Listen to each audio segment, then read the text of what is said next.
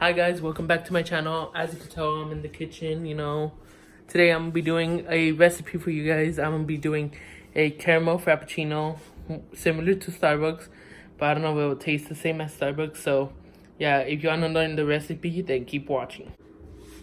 So what you're gonna need is some milk, any kind of milk, some caramel syrup. I got this at Burlington. Some coffee, of course.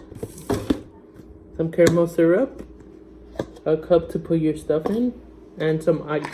So the first step to do is get your blender, and you're gonna add it to this line if you have a Starbucks cup like me. So you're gonna get your milk and add it to that first line, like that. And then you're gonna add it to your blender. Next you're gonna add your ice. Next, you're gonna add a little bit of caramel syrup.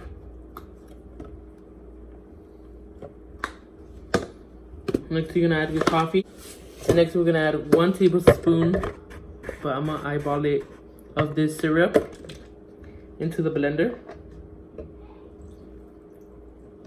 That should be good enough.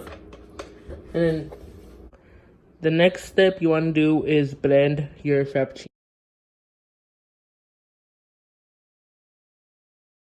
Step, of course, is to pour.